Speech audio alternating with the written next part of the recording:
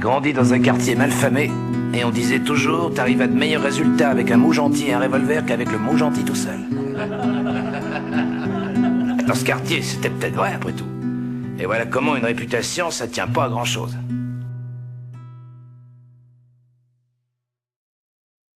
On est en octobre 91, mi-fin octobre 91. À l'époque, j'ai une vingtaine d'années, entre 20 et 21. C'était ma génération, hein. J'avais à peu près la vingtaine. On habitait le quartier des Minguettes. Ce jour-là, j'étais chargé d'amener mon frère à l'école. J'ai un frère qui est autiste et tous les matins, pour se rendre à l'école, un taxi venait le chercher. Le matin à 7 h, personne n'était au courant. On avait 15 CRS qui bloquaient l'entrée de l'allée. Donc pour sortir, je leur demande de se pousser, quoi, de me laisser un passage. Et ces messieurs ne m'écoutent pas, ils m'ignorent totalement. Alors bien sûr, je bourre, je m'extirpe de l'allée, je tiens mon frère par le bras, je le ramène avec moi. Et en sortant, je vois un camion de déménagement. Et sur le côté, à l'opposé, je vois des manifestants qui étaient au nombre de 5-6. Et c'était apparemment le Parti communiste de Vénissieux. Ils avaient l'air au courant de ce qui se passait. Donc je vais leur poser toutes sortes de questions. J'étais personnellement une militante communiste et la section du Parti communiste de Vénissieux était et est toujours très engagée dans la lutte contre les expulsions locatives. C'était vraiment de la provocation que d'expulser cette jeune femme et cet enfant comme ça, juste avant la fin de la période des expulsions.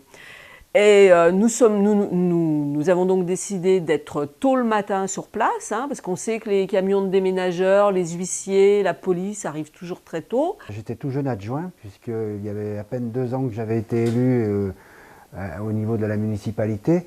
Pour vous expliquer un petit peu, l'adjointe aux affaires sociales, Georgette Chevalier, avait sollicité le maire, bien sûr, André Jorin, pour l'avertir qu'une expulsion devait avoir lieu sur le plateau des Minguettes. L'adjointe a vu qu'on arrivait au dernier moment et qu'il n'y avait pas moyen, d'une manière, je dirais, légale, administrative, d'empêcher l'expulsion. On a rassemblé un certain nombre de personnes, du quartier et hors du quartier, pour se retrouver devant la porte, pour empêcher que l'expulsion elle se fasse. Il y avait quelques officiels aussi de la mairie de Vénissieux, M. Gérin, M. Fischer, qui étaient venus apporter leur soutien à cette dame africaine qui devait être expulsée. Bon, mais ensuite, les arrêtés d'expulsion ne sont autorisés de signer que par M. le maire, donc c'était un petit peu un double langage. Et il m'explique que ces messieurs procèdent à une expulsion qui est menée par le maître l'huissier, maître Zerbib. Et par la même occasion, il me désigne sa voiture. Donc il me la désigne du doigt, il me dit voilà, écoute, c'est la Datsun verte, c'est la voiture de l'huissier. Bon, il me tend la perche pour dégrader la voiture, forcément. Il a vu que j'étais remonté, sachant que la dame qui se faisait expulser, je la connaissais bien parce que ma mère gardait sa fille. C'était un nourrisson de quelques mois. Alors, je me dis, allez, je prends le taxi, j'amène mon frère et je reviens et on voit ce qu'on fait. Le taxi me ramène en bonne et due forme devant mon allée, devant l'immeuble. Alors je me rends vers la voiture. Moi à cette époque, j'avais toujours un Opinel dans les poches. Et je commence à crever les roues en me faisant plus ou moins remarquer par les flics. Pour la narguer et aussi pour leur dire que la partie faisait que commencer, quoi. Donc je crève la première roue, je vais vers la roue arrière, je crève la roue avec des grands gestes, de façon à qu'on me voie bien. Je fais le tour de la voiture, je crève les 2 autres roues. Donc à partir de là, je me dis, bon, ça y est, le bal est ouvert, il faut que je fasse quelque chose. Bon, le déménagement, si j'attends trop, ils le terminent et ils s'en vont. Donc il fallait faire vite. Et les jeunes du quartier qui, depuis le début, surveillaient les choses hein, et qui étaient là avec nous, qui connaissaient sans doute cette jeune femme.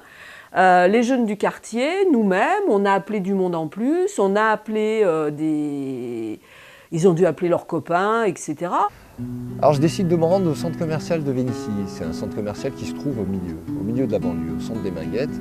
Ça squatte à l'époque plus ou moins. Il nous arrivait de travailler comme d'être au chômage. Donc quand c'était le cas, on se retrouvait tous au café, on partageait le quotidien, quoi. Vénissieux, c'était quand même un vivier où il y avait beaucoup de jeunes talentueux, moins talentueux, mais ça, on va pas les juger. Alors je me rends là-bas, c'était l'endroit où j'ai eu plus de chances de tomber sur des gens, et je tombe sur Kamel. Donc Kamel qui était un ami à l'époque avec qui j'avais beaucoup d'affinités. On était sous le centre commercial comme tous les jours à boire notre café, tout ça et tout. Et Harris, notre ami Harris de l'avenue Jancal, est venu nous chercher, nous solliciter parce que par rapport à cette dame, comment ça s'est passé quoi ce fameux matin. Je lui explique donc le problème. Bon, ça l'a révolté autant que moi. Et quand elle est venue nous chercher, en fait, on était 4. Il me dit, écoute, moi je me charge de ramener du monde, ramène du monde de ton côté. Et on se donne rendez-vous devant le quartier Jean-Canne, au niveau de l'arrêt de bus. On est arrivé dans ce quartier, là, à l'avenue Jean-Canne, et il y avait une vingtaine de CRS, quelque chose comme ça, avec des élus et compagnie et tout. C'était vraiment le problème à la fois du quartier, mais aussi des jeunes qui composaient ce quartier. Et c'est vrai que je pense que le déferlement de police a pu aussi avoir un sentiment de rejet des forces de police, parce que franchement, venir le nombre qu'il y avait de forces de police pour aller expulser une maman avec un enfant, franchement, c'était démesuré. Donc il y a eu l'arrivée d'une centaine de jeunes venus apporter leur soutien à Harris, et moi le premier d'ailleurs, parce que c'est comme de la famille pratiquement, hein, on est voisins depuis 30 ans. Il y a eu un gros contingent de jeunes aussi qui est arrivé, si on peut employer le terme, contingent. D'un côté les CRS, de l'autre côté les jeunes. Mais quand on est arrivé, le problème c'est que le camion, il était déjà parti, il était déjà rempli, il était déjà parti. Et ce qu'on n'a pas supporté, ce qui nous a mis hors de nous, c'est de savoir que sa fille, elle était à la crèche, à même pas 20 mètres de chez elle, alors qu'ils étaient en train de vider son appartement. Pour nous, c'était inconcevable. On ne pouvait pas imaginer de se dire que cette petite, à midi, elle allait rentrer où? Alors on s'organise, on se met d'accord, on met au point une stratégie. On a dit quoi? Ok, le camion est parti, les élus, les CRS, ils partent pas. À ce moment-là, mon père arrive du marché chargé de courses. Et il s'arrête à mon niveau, il me demande qu'est-ce que je fous là et qu'est-ce que je fais avec tous ces gens. Je lui explique, écoute, on discute. Il me dit, ouais, c'est ça, on discute, vous êtes je sais pas combien. Il voit ça d'un mauvais œil, forcément. Tu m'aides à porter les sacs et tu rentres à la maison. J'allais vers les flics, quoi. Mon père imposait un certain respect, je me suis exécuté, quoi. J'ai porté les courses et mes collègues qui me regardaient aller là-bas. Alors je retournais vers ces flics que j'avais nargués. Alors en me rapprochant, il y a un espèce de gars habillé d'une gabardine avec une oreillette. Et nous avons eu affaire à un commissaire, qui n'était d'ailleurs pas le commissaire habituel de Vénissieux. Alors l'index sur l'oreille, il se rapproche de moi, il me regarde de la tête aux pieds. À un commissaire complètement intransigeant, qui ne voulait pas discuter, pas accorder de délai, rien du tout. Puis à ce moment-là, il s'adresse aux CRS qui sont juste derrière en leur disant mais vous voyez pas qui c'est? Mais vous voyez pas qui c'est? Vous voyez pas que c'est celui qui a crevé les roues tout à l'heure? Mais qu'est-ce que vous attendez, bon sang? Et qui a appelé la police à grand renfort pour réaliser l'expulsion et pour nous empêcher d'intervenir. Et voilà, tout le monde me tombe dessus. Et c'est là ensuite que ça fait l'étincelle, ça fait la friction. Donc je me débat. Moi à ce moment-là, je suis juste devant l'entrée de mon allée. Alors pour pas qu'ils me traînent dans le fourgon pour me passer un tabac, je m'agrippe à la rampe. Donc un petit bras à la volée pour contourner la rampe. Et de l'autre main, je saisis mon poignet pour faire maillon. Et eux tiraient pour me ramener et moi je résistais. Il y avait une violence forte contre ceux qui empêchaient les expulsions. C'est-à-dire que la police s'était mise devant eux, y compris on tirait certains par le bras pour qu'ils ne le soient pas. Et à un moment donné, le flic qui me tient à la taille, celui qui est tout devant, lui il a les jambes fléchies, les genoux en appui. Moi j'ai le réflexe de lui mettre un énorme coup de talon sur le genou pour le faire lâcher prise. Donc apparemment je lui fais très mal, il lâche prise, il laisse tomber sa matraque. Je ramasse la matraque, je lâche la rampe et je fais un raffut. À ce moment-là, je jette la matraque, je me débarrasse de la matraque et j'atteins la tête d'un des CRS. Mon père, en voyant tous ces flics sur moi, il en prend un, il le ceinture, il le jette dans le feuillage. Il y a eu un malentendu entre l'expulsion et Harris. Donc ça a fait le téléphone arabe jusqu'à Vénissieux. Arrivé à Vénissieux, tout le monde croyait que c'était l'agression de Harris et de son père, qui est un peu le patriarche de la ZUP, que tout le monde reconnaît un peu en son père ou grand-père, ça dépend des générations. Bon, la foule, en voyant mon père se débattre autour de ces flics, on comprenait facilement ce qui se passait, quoi. Donc ça les a ameutés plus ou moins.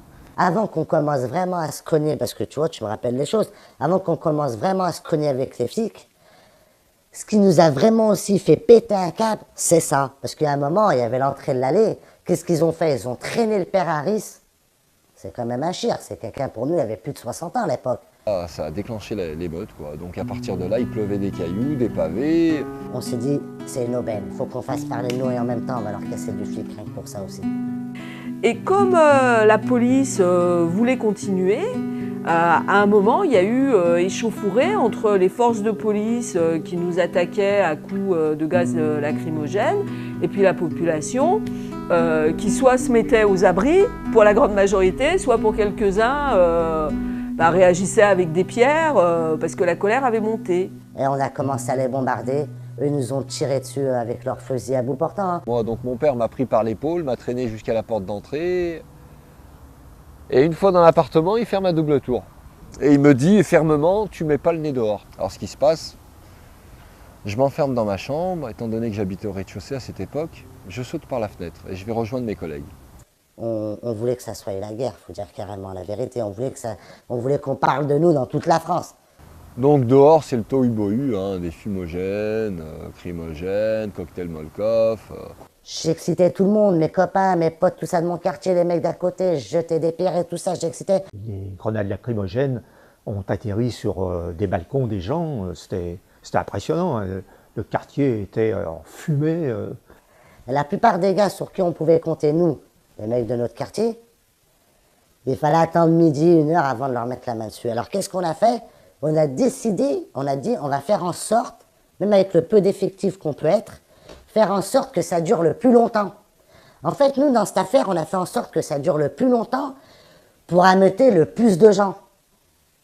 À partir de 1 ou 2 heures, c'est tous les Minguettes qui s'est enflammé. Je sais pas si tu imagines, le quartier Jean-Cane est au centre des Minguettes, à proximité du centre commercial. C'est-à-dire les gens du boulevard Lénine, les gens de Marcel Cachin, Gaston Moumousseau, un peu tous les quartiers des Minguettes. Ça court dans tous les sens, ça crie, des bruits, des impacts de pierres sur les pare-brises, sur les voitures. Et là, ça tapait un peu de partout, là où ça voyait des flics, alors ça les tapait, ça les tapait. La police qui était sur place se retrouve cernée donc en danger. Et on était là, main dans la main, on se protégeait les uns entre les autres. On les a harcelés de toutes parts, on a fait face, ils pouvaient ramener qui vous... Ils auraient pu nous encercler, tous nous embarquer. En fait, ils ont renoncé au renfort. Ils n'en ont pas appelé, ils ont renoncé. Parce qu'ils ont eu peur que ça s'aggrave encore plus. L'émeute dure quelques heures. Mais vraiment, vraiment chaud, hein. Ça battait, ça battait, ça battait. Et je me souviens de M. Gérin qui avait pris un caillou sur le visage et qui prenait fuite. Donc même les officiels ont dû fuir. Le maire s'est fait caillasser, enfin un peu comme tout le monde. Hein. Tout le monde a ramassé ce jour-là. Mais il faut que vous sachiez qu'il y a eu 16 CRS qu'ils ont ramassé sur la gueule. Hein.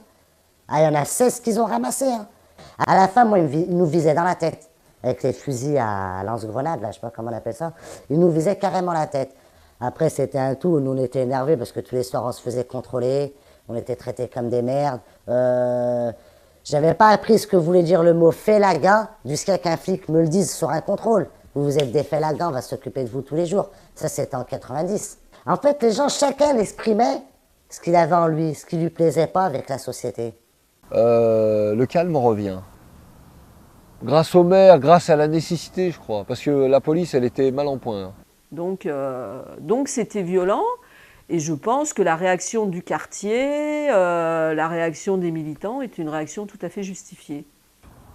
On se dit, bon, tout s'est calmé, apparemment, il y a un cessez-le-feu. Le cessez-le-feu est dû au fait que la foule a le dessus. Donc à ce moment-là, on décide d'investir l'OPAC. Hein. Donc on a été occupé le siège de l'OPAC, c'était avec l'OPAC du Rhône, ça. On a occupé le siège de l'OPAC du Rhône, avenue Jean Caille. On était une quarantaine à l'intérieur, serrés comme des sardines.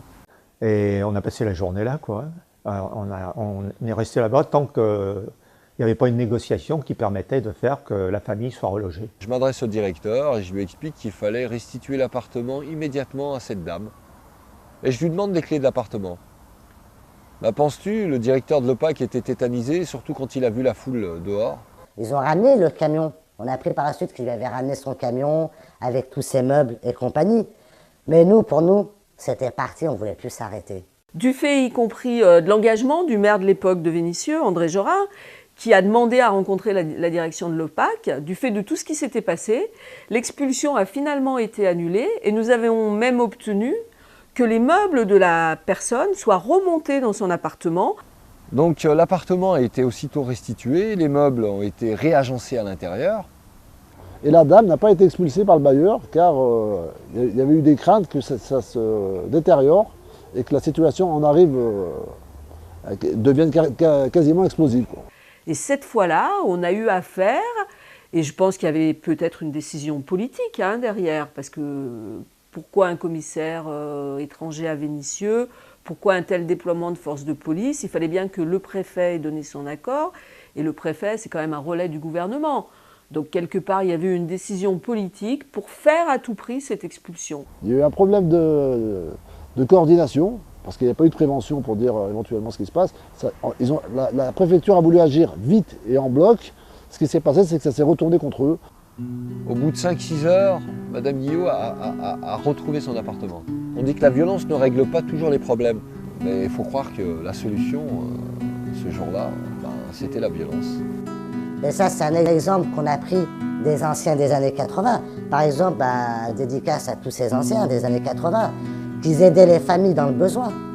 Il y avait des mecs qui étaient capables d'aller faire tomber des grands supermarchés pour aller distribuer de l'huile, distribuer de la semoule. Ça, c'est des choses qui sont passées dans les années 80. Moi, j'en ai 37, je me rappelle, j'étais enfant. Voilà, tout citoyen, face à une loi qu'il trouve injuste, se doit de désobéir. Et c'est ce qui s'est passé, quoi. Alors, on a tous désobéi en cœur. On était nombreux à désobéir. Donc, autant de monde sur la même longueur d'onde, l'union fait la force, on a gagné. Et si c'était à refaire, j'hésiterais pas une minute.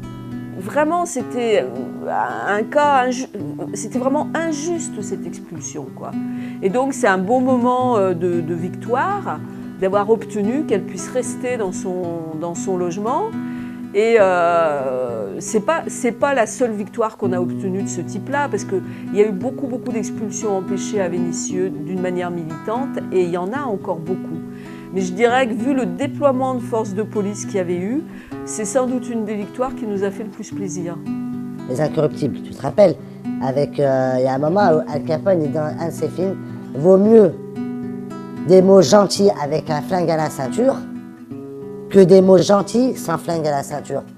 Si tu arrives à comprendre ce que je veux te dire, les gens, on arrive toujours à se faire comprendre avec la haine et la violence. C'est pas normal. Parce que quand vous exposez les choses gentiment, calmement, ils ne comprennent pas. Bien sûr, quand vous allez leur brûler 20 voitures en une nuit sur un parking, là, ça va faire effet. Et bien tout ça, ça fait un engrenage que ce fameux jour où ils sont venus expulser cette pauvre dame, on a dit, ils ne vont pas l'expulser. Quitte à finir en prison. Parce que tous ces mecs-là, la cause, elle était noble. Moi, personnellement, s'il faut finir en prison pour qu'une pauvre dame, une pauvre mère de famille, elle ait toujours son appartement avec son enfant, il n'y a pas de problème, moi, je suis partant.